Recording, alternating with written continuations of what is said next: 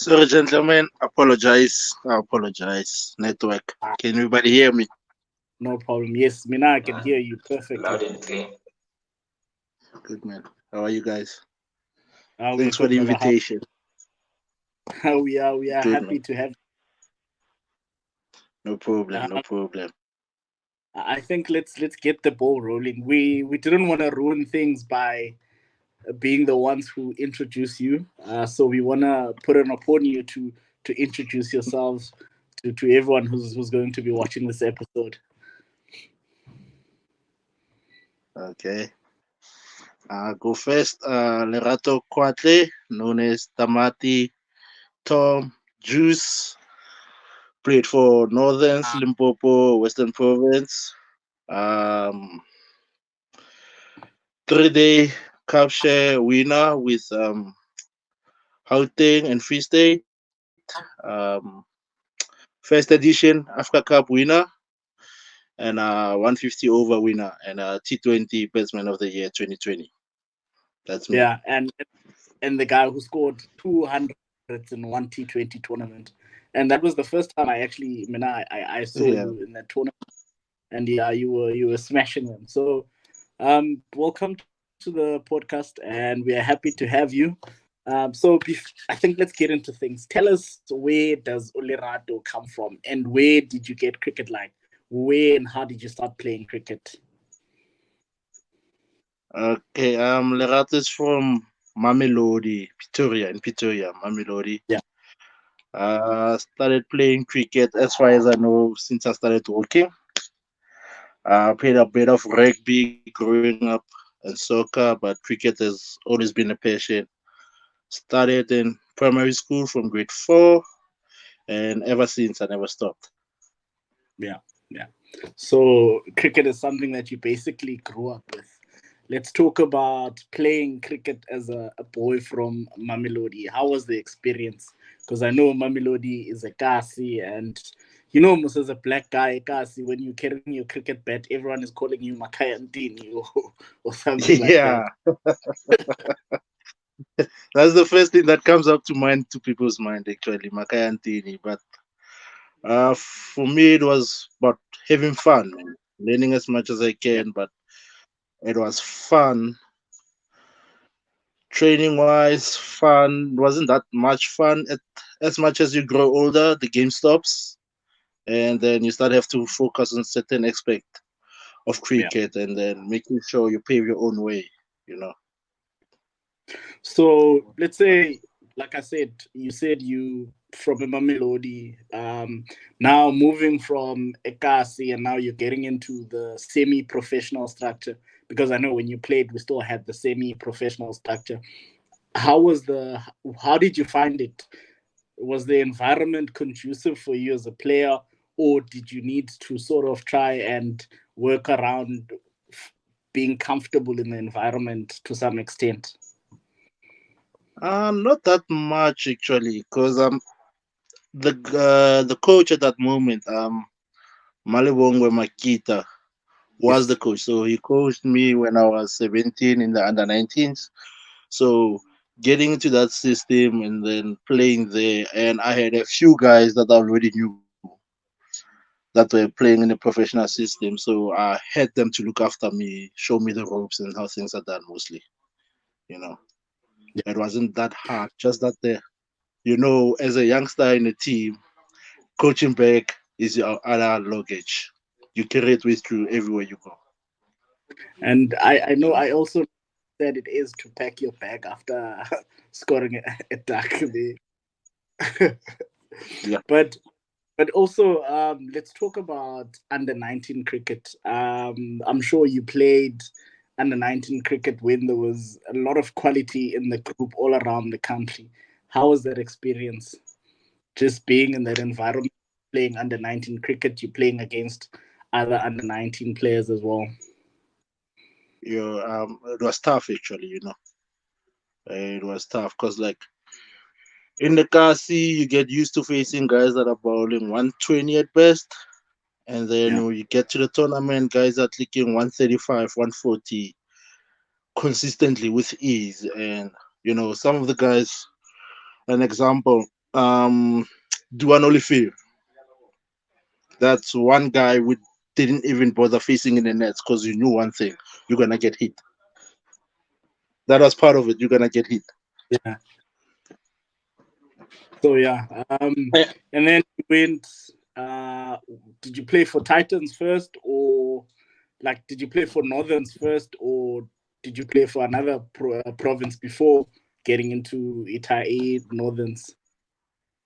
No, no, no. I've always been a Northern's boy from a young age, from So under how? 11 all the way through. So I'm assuming you got to see guys like AB de Villiers, your Heino Kuhn, and all those guys.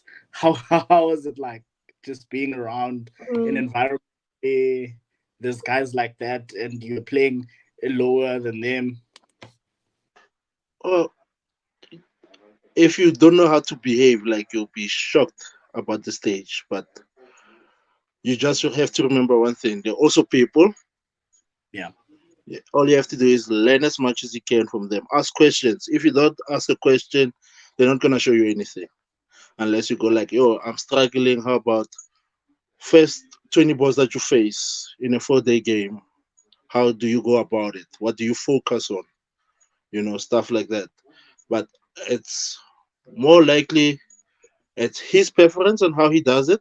That doesn't mean on it's gonna work for you. So Yeah. you have to find your rhythm, a way that whatever he says and whatever you're doing can match up some way somehow, and then you make it your own. So playing at that level, who would you say is that one person that played the biggest role in your cricket? It could be a coach, it could be someone from home even. Who's that one person you say during that period of you when you were a youngster played a massive role in your career? Yo, few coaches. Yeah, I was one of the lucky guys because most of my coaches growing up played for. At that time, it was called Titans B.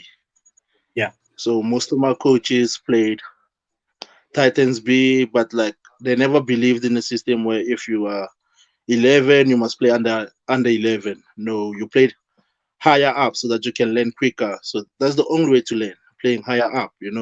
So what they did growing up is like I went from, if I'm right, one winter playing under 11. I played under 11 for that season. I was 10, and then the following year was under 13s and 15s. You know, for a way for you to grow quicker. It was one of Yeah. those things. So I had this one coach, Johnny Nkuna, stays right here in Mamelodi, like one of the best coaches, cover drive, left-handed batsman who can hit a proper cover drive, and showed me a trick. So once I got to high school, like cricket just became a norm. Like train 7 days a week. There was no like it's a Sunday I have to do one, two, three, and you put it in the back burner. So I had one friend every time we just hit balls. Every day we hitting balls, and that actually worked out compared to guys that I was playing with. Skill level, I was way higher skill level just because of I trained the same thing over and over and over in the same way. But were you not afraid or sort of intimidated to play against younger players than you? Because I know sometimes when young players are thrown in the deep end, sort of get intimidated. Like these guys are huge, these guys are old. Were Well, you the first never time, feeling intimidated? nah, I didn't care about that. All I saw was the red ball and me having a bat in my hand. So you come running and then you fetch. Easy as that. No, It was that's. just like that. So I think that. I never thought about who's standing on the other end. How quick is he bowling? I never cared about that. It was like, okay, I've got a bat, he's got a ball, he's got a skill. Okay, he's quick. Okay, you know what? Don't show him that you're scared. Because once you show that you're scared, they're gonna hit you first before they get you out.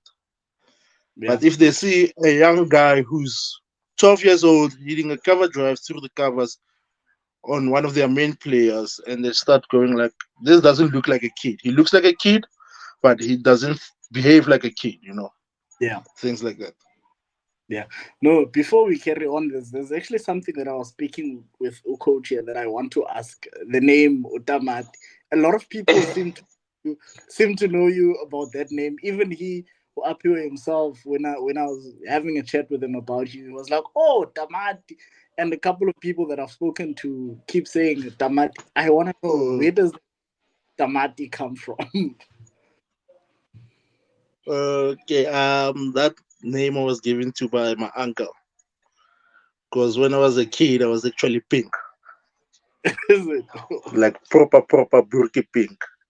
Yeah. Yeah, that's where the name comes from.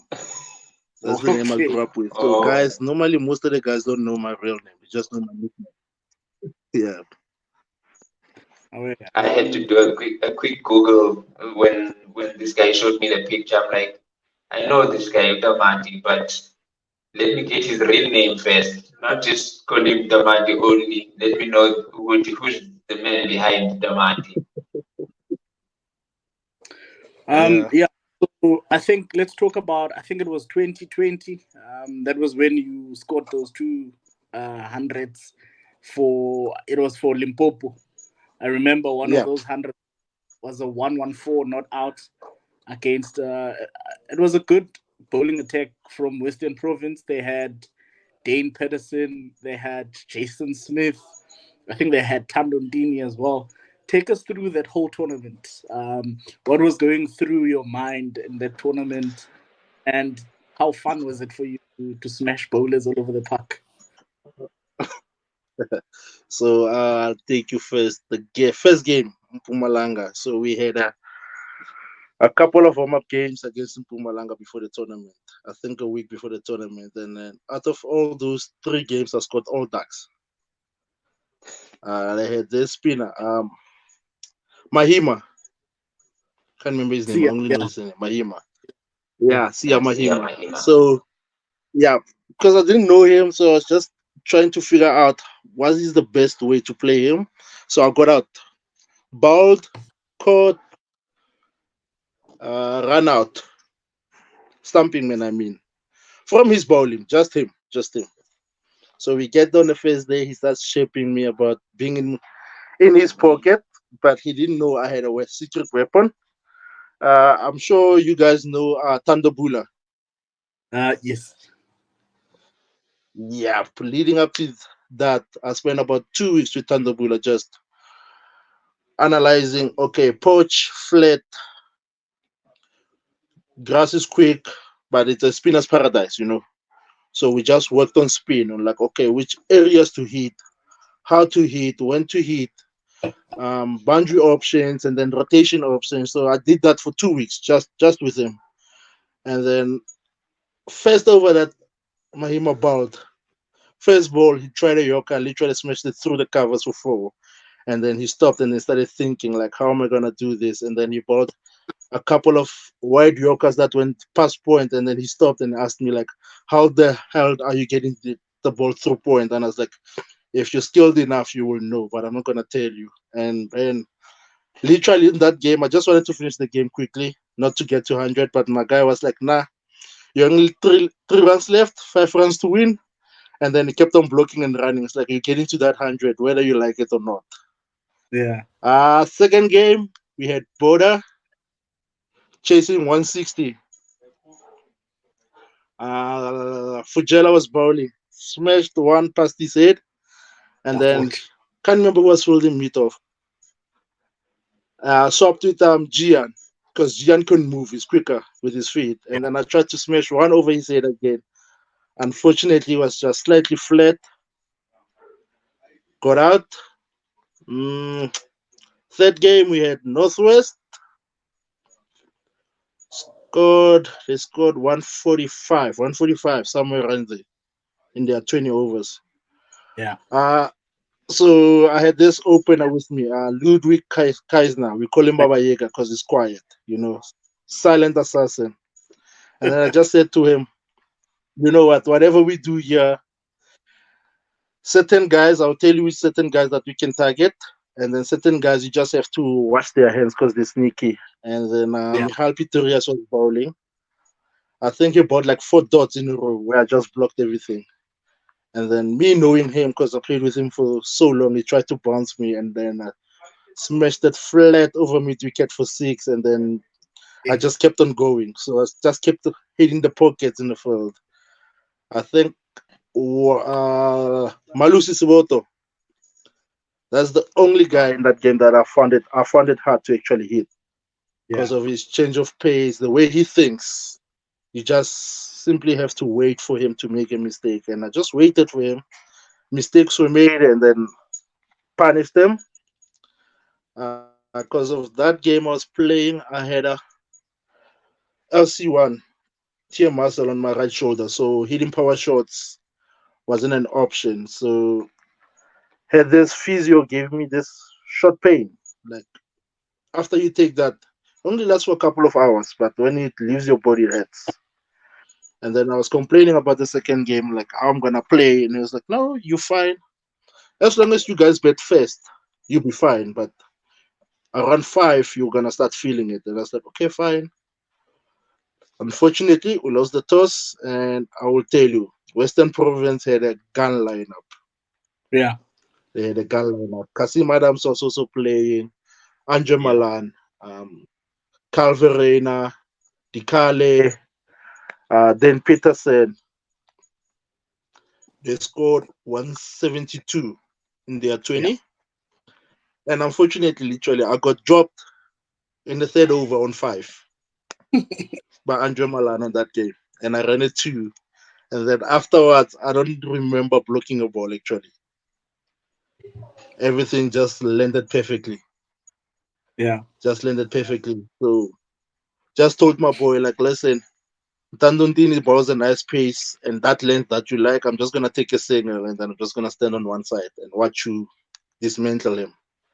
Once Sure that thing. happened, Western Province had this other off spinner.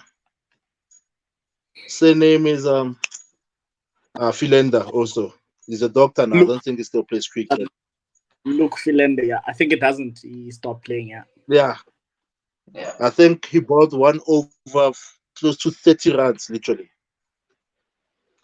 So that's when I developed one shot where you sweep, walk across to fourth to ump, play a sweep shot, square off the wicket for six, and then it just everything just fell into place.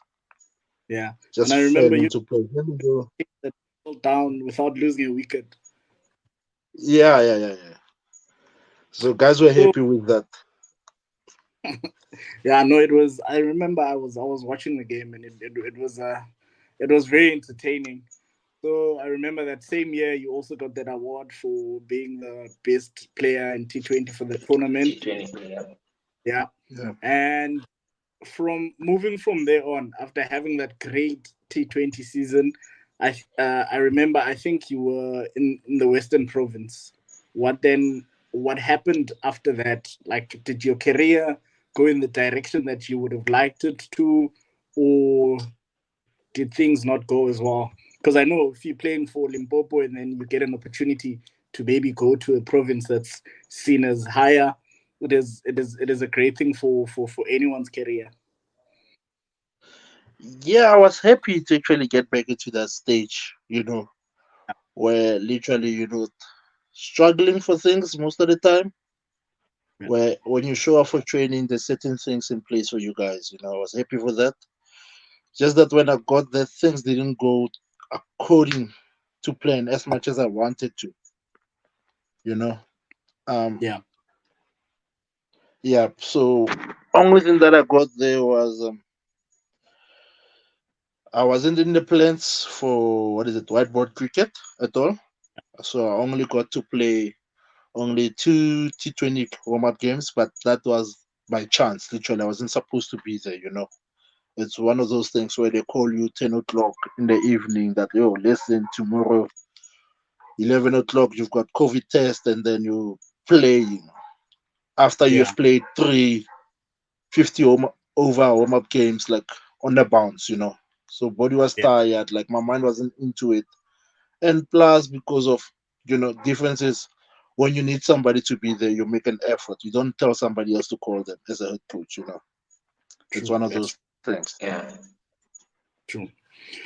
So let's talk about playing for Limpopo, I know there's always going to be a challenge in terms of resources and stuff like that, because we know even matches for Limpopo only got recognized as official matches. I think it was late last year, if not early this year.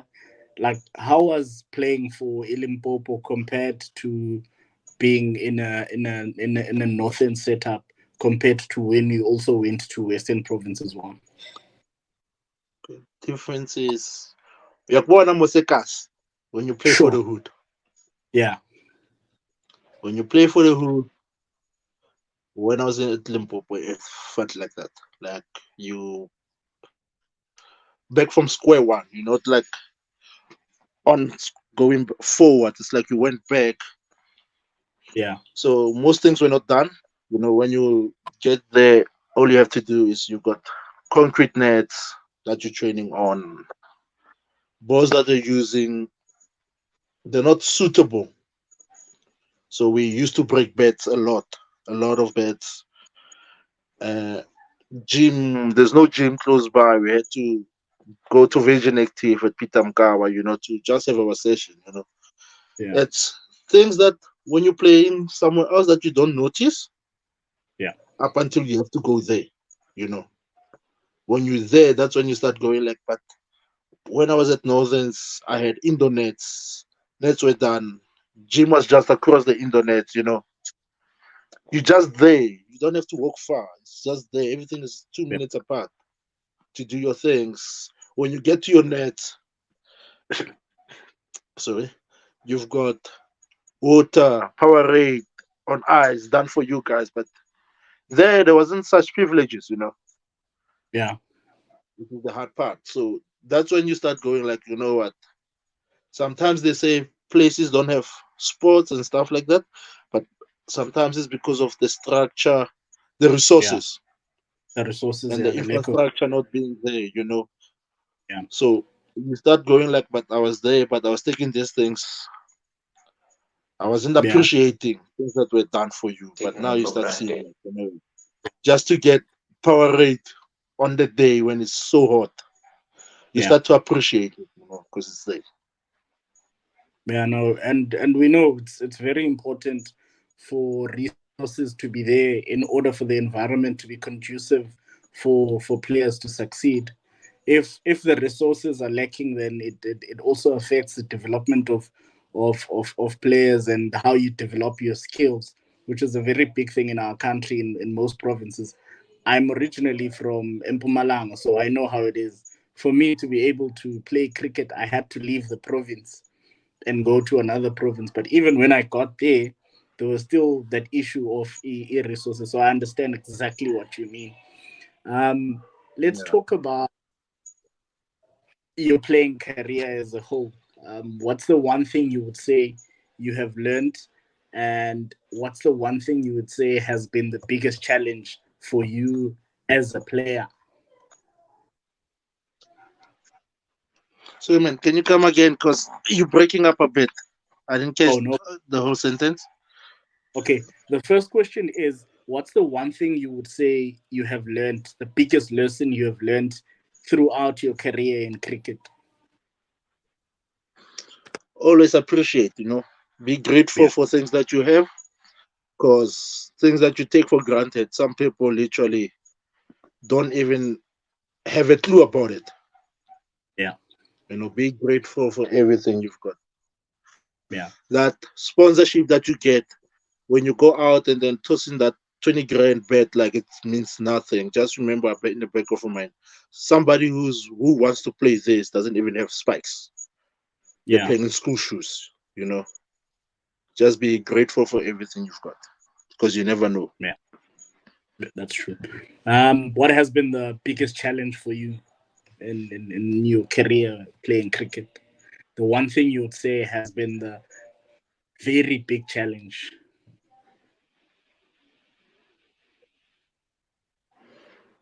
Mm.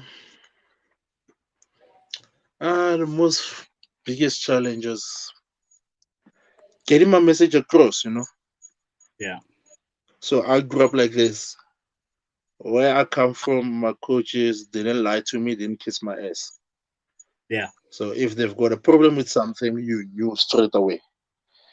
Yeah. So growing up, getting into the first class system and stuff like that, guys are just out there for themselves. They're out there for themselves. They can't say, listen, 1, 2, 3 that you're doing is not right. We need to fix it. You need to fix your attitude. You need to fix yourself. They just let you be you. And they tend to take what you do from outside, bring it into your game. Yeah. So if you out drinking 2 nights before the game and you didn't sleep for the last 48 hours, you only had like 5 hours. If you don't perform, they go like, that's because of you drinking. But they don't go like, yo, bruh, you knew you had a game, but why did you go out the whole night, two Yeah. days before the game, and not sleep? What's wrong? How can we help you? Like most organizations, I think they're missing that point Yeah. where they're just looking at you as a player. They only care about how much runs can you score, Yeah. whether you're okay. Sometimes you're not okay outside of cricket, Yeah. but when you Yeah. come there, because of you escaping for those couple of hours, you're escaping everything. You can flourish and still score runs, but nobody can tell, like, okay.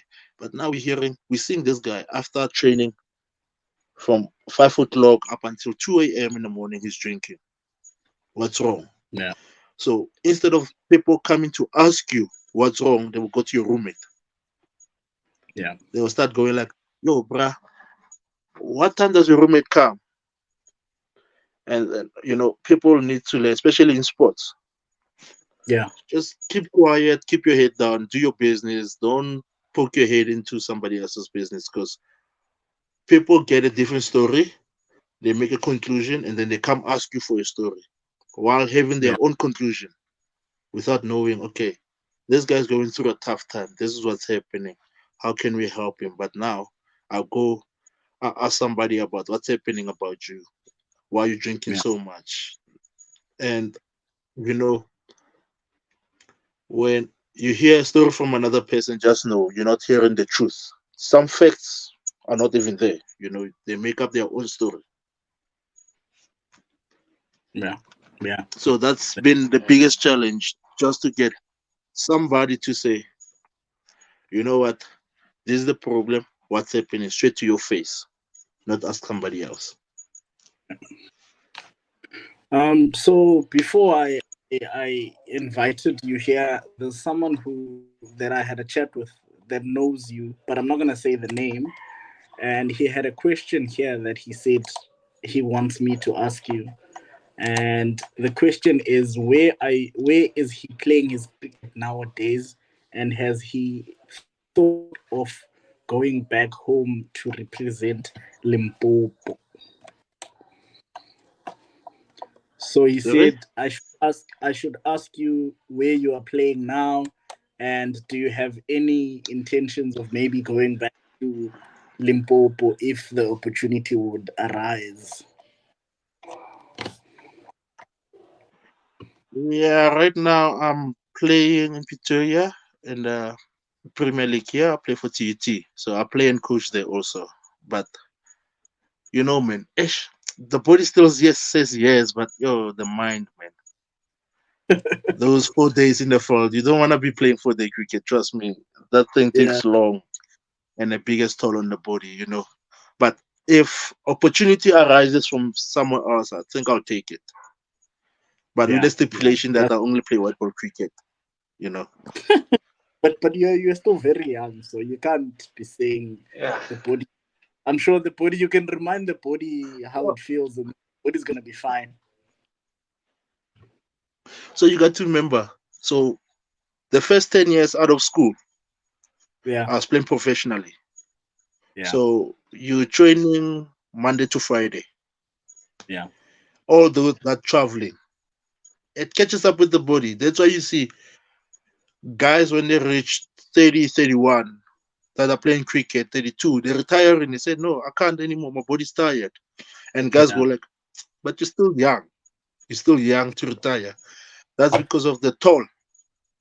All those training sessions, camps, the traveling, it catches up. Plus, you tend to miss some important things in life, Yeah. birthdays, weddings, funerals. If you're lucky, you can be there. But weddings and birthdays, mostly you're gonna miss because you're away on that particular weekend playing. But What's the toughest if game somebody you've comes to me right now, yep, sorry? I'm I'm saying, saying but if what's the somebody what comes to me right now and yeah. says, listen, come play white ball cricket for me, here's a contract, I'll take it. Oh wait, no, that makes sense. No questions What's the asked. what's the toughest game you've ever played? Like a game where you were facing like bowling that was challenging for you. Mm,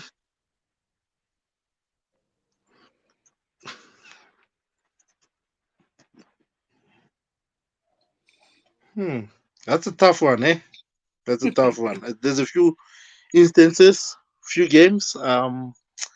I think it was my third game, won the international for A list, playing against Boland. They had this other guy called Jafta. I can't remember his name, but his surname was Jafta. I think that guy brought rockets, proper rockets. So he always got me out. He was that quick. Plus the ball moves, and then had one Free State against Northerns in Free State Mangaung. Day 3 morning, dark clouds.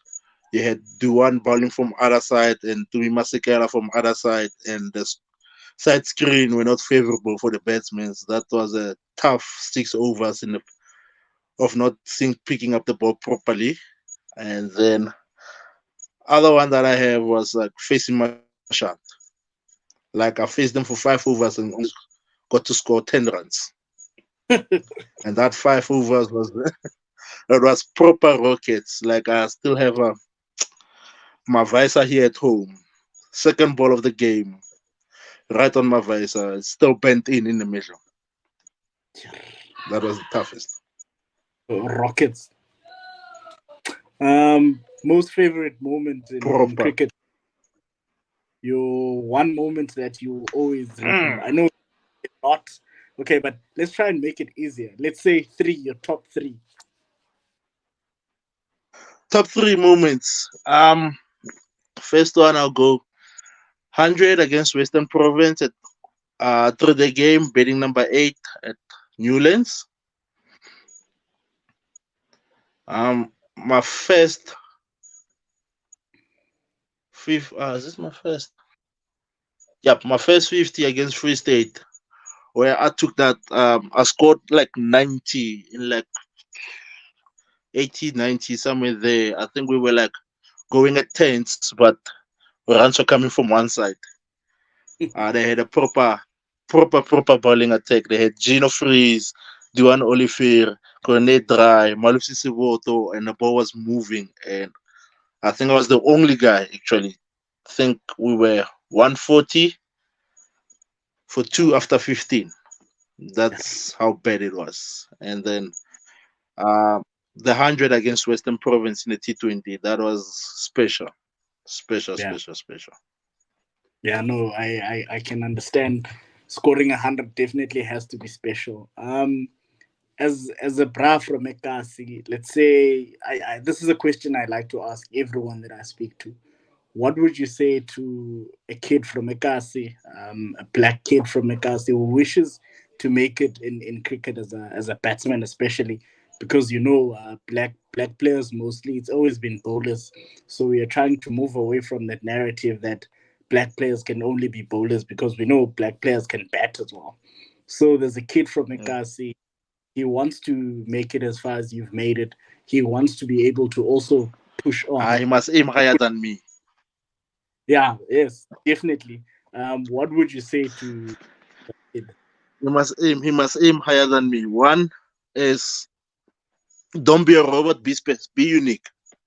Yeah, Be unique. When you unique, people always notice somebody who's unique. And Don't stop being yourself, but also on top of that, keep learning and work on your craft. You Yeah, can't say I wanna be a batsman, but you're only hitting 300 balls in a week. Needs to be higher than that. yeah, Work on your craft. Work on your shots. Do the boring parts of cricket, underarm, drop downs, instead of having somebody either bowling to you or throwing with a side arm to you and you just going crazy in the net, you know. You have to be specific, focus on specific training mostly. yeah, If your bat swing is, if you can't generate power, go to the gym, do push ups, pick up a few lifts, weights, get a lighter bat, or go play best sport that you can do.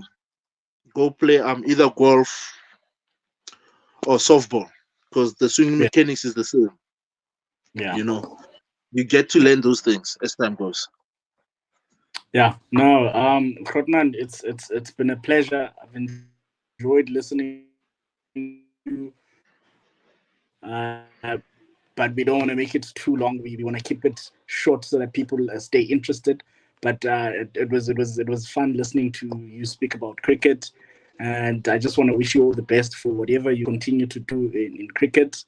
And yeah, thank you so much for honoring this invite. I know it was very short notice, but you were more than willing to show up, and we really appreciate that. I don't know if there's anything you want to say just to close up for us.